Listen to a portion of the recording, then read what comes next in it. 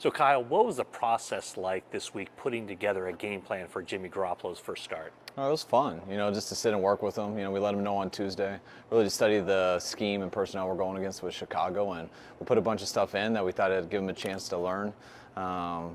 Gave him a bunch of it on Tuesday night, been working on it Wednesday all the way up till today, and he's ready to go. So how does he balance, trying to learn the game plan and also trying to learn the Bears defense? It's a lot to throw at a guy. That's why we all understand the situation he's going into.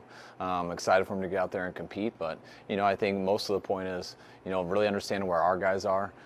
Yes, he's got to read coverages, do all that. We try to make some of the checks and things like that pretty simple, so it's not as much on him as it usually would be. So he can just go out there and relax and know where his eligibles are. And how did he pick things up? How did he progress as the week went on? He's done good. It was nice for him to get a full week where he's taken all the starter reps. We've mixed him in as we've gone, but that's not enough for a guy. This week, especially with CJ not practicing on Wednesday, very limited on Thursday.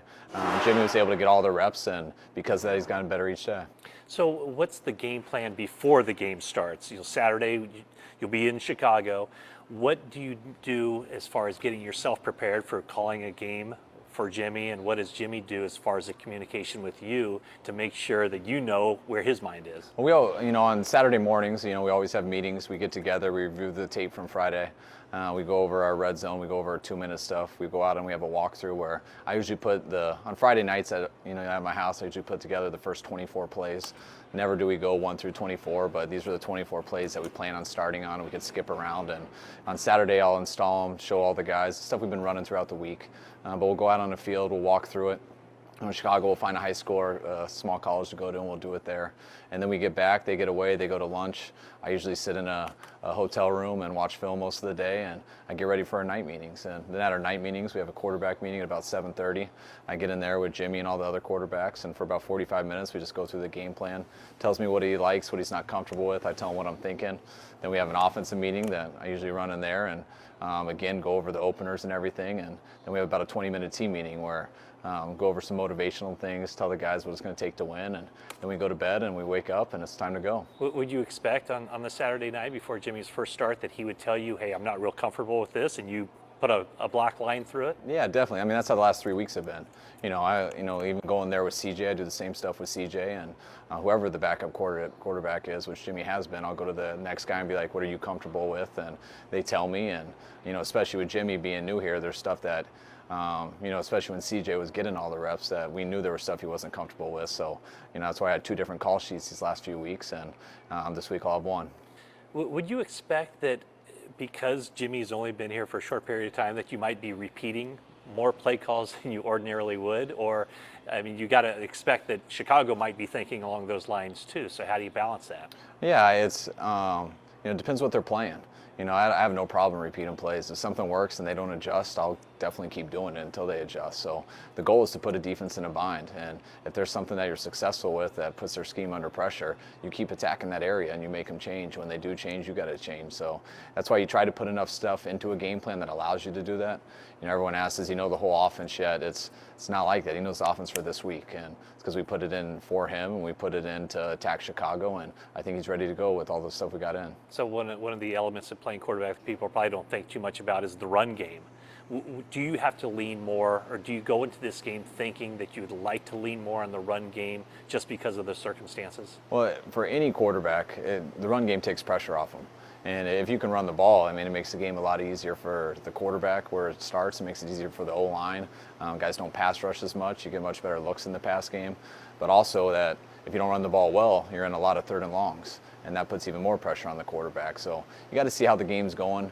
Like what I tell our team, it's if we're in that 4th quarter and it's 50-50, or whether it's 0-0, that's the same score. We're tied. We got a chance to win, and we got to see how this game goes. What it's going to take to win this, how they're playing on offense, how our defense is playing, how we're doing, and whatever it takes, we're going to try to figure out a way to win. I know you have a high opinion of Vic Fangio, Chicago Bears defensive coordinator, someone who was here for some very good years. Is this kind of a one-on-one matchup? Do you go into something like this thinking about your one-on-one matchup with the defensive coordinator on the other side and what you can do to outguess him? Yeah, you always, everybody's different, their schemes. Sometimes you go in and you can go against very good coordinators who are very good coaches and have a very good scheme, and they don't adjust much because their scheme is pretty simple and it's very sound. And then you go against some guys who change all the time. Vic has a foundation that he's always done, but you also don't always know what you're going to get. He adjusts a lot. You got to be ready for that, and you also got to know there's going to be things that totally surprise you. But it also gives you a chance to get people open too, because when people do adjust a lot, they're not on every single thing. They just like we can't rep every single play versus every single coverage. They can't rep every single one of their coverages versus every single one of our plays. So it allows guys to make mistakes and get people open, and you see how it plays out. But my focus in this game is what are our players comfortable with, what gives them a chance to be successful. I'd love to call the perfect play that gets someone wide open, but you better make sure that all 11 guys know what they're doing first. On the other side of the ball with Robert Saleh, first-year defensive coordinator, what do you think are the elements of his defense that gives offensive coordinators reason to kind of pause and really try to dissect what you guys are trying to do on that side of the ball? Well, I think Robert's done a real good job this year. He came in, we wanted a scheme very similar to how Seattle's done it, what we did in Atlanta. I know he's added a bunch of different wrinkles that makes it different. But the hard thing and the foundation of that scheme is it is simple in terms of what you're going to get in 3 deep. That's what we got every single play for Seattle last week. But it's very sound. It's tough to get big plays against it. They make you work really all the way down the field. And the more you can play that and get good at it over and over and over again, there's not many holes. You just have to line up and beat them. And that's what I find the hardest as an offensive coach. When something's so sound, there isn't a perfect play for it, and that's how Seattle's been over the years. You go back to the Buccaneers when they won Super Bowls and they're always playing Tampa 2. You knew what you were going to get, but they were very good at it. As we've had injuries throughout this year, Robert's had to adjust a lot. You can't just do that all the time when people know it if you're mixing guys in and out and you haven't totally perfected it. And the way he's adjusted throughout the year, added some things, I think he's done a good job giving us a chance. Mitchell Trubisky will make his 8th consecutive start. You guys are obviously very familiar with him, having looked at him coming out in the draft. How has his game progressed from that first start to now?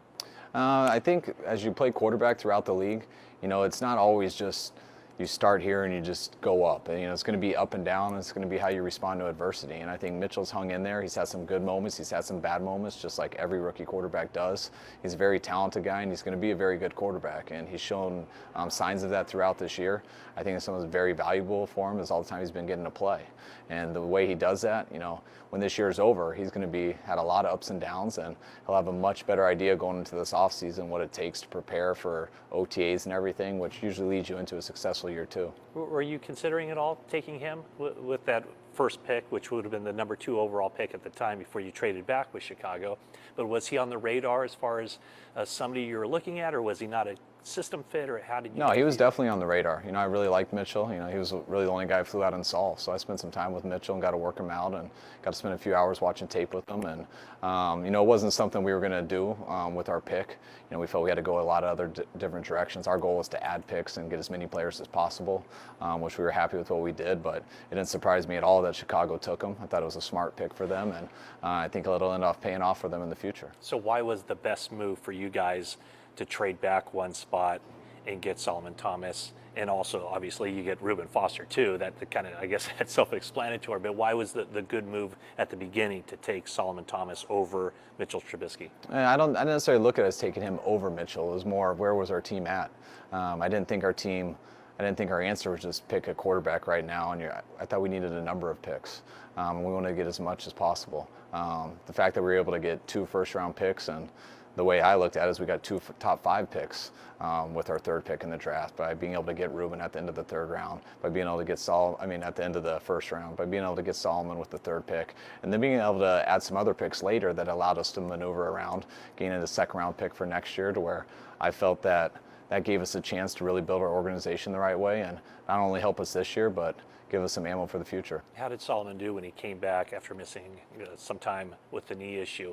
Where's his game at right now as you guys enter this home stretch? I thought he did a good job for his first game back. He was battling his MCL. Got a heal for him. Like all guys, when he comes back, they're they're not. He wasn't exactly where he was when he left off before the injury, but he played very well for us. He was solid in the run game, decent in his pass rush. I expect him to be better this week, being 2 weeks after getting that rust off, and I expect him to finish strong here over these last 5 games. Yeah, what's the area where you've seen that improvement and gives you reason to think that this guy's going to be a player for you for a long time? Well, especially before he got hurt. He's only played in 1 game since he got back. I thought he was starting to get much better in the run game. I thought he was dominating tight ends very well. As a 6 technique, which is head up on the tight end, and he's gotten better in his inside pass rush. We moved him around a lot. We tried to work him a little bit more inside before he got hurt.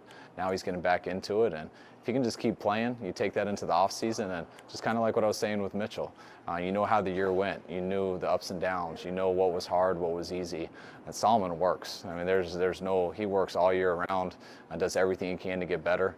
But now he's going to have that knowledge of what it takes to be successful in this league, and I think this will be a very important year for him in these last 5 games to lead him to where we want him to be next year. So Reuben Foster has only started 5 games this season, but 3 in a row now where he's made it through the whole game and was NFL Defensive Rookie of the Month. Just how do you feel about just where he's come in a very short period of time after making that switch mostly from the Mike linebacker spot over to the weak side? Yeah, I think it helped him, taking a little pressure off him, getting Brock in there, Brock to help make the calls, settle things down a little bit for him. And I thought Reuben had his best game right before the bye week when we beat the Giants. Last week he played well, not quite as well as he did the week before, kind of similar to our entire team. And I think Reuben will bounce back this week for Chicago and have a big game. I expect him to finish strong. We got big plans for Reuben here in our future. And it's been good to have him out there, especially 3 games in a row. And I'd be disappointed if he didn't continue to get better each game till the end of this. So what's the emphasis this week going into Chicago looking for your second win? What do you guys have to do to fly back here with a victory? Well, starting with them, we got to be able to stop the run. They're as committed to running the ball as any team that I've seen. I can't remember many times in my career ever where the team's won a game with only 5 passes, and they're one of those teams. So I know they're not trying to keep it a secret. They're going to try to run that ball. They got a very good O-line, one of the better O-lines we've played this year. I think they're right up there with Washington and Dallas, and they got some good running backs. They got a big back and they got a small one who can make some plays, and got a talented quarterback. So in their defense they got some players too. Vic runs a very sound scheme. They're very big up front, but if we can stop their run, hopefully get a couple turnovers and not turn it over ourselves, I think that'll lead to a victory for us. Kyle, thank you very much and good luck on Sunday. Thank you. Looking forward to it.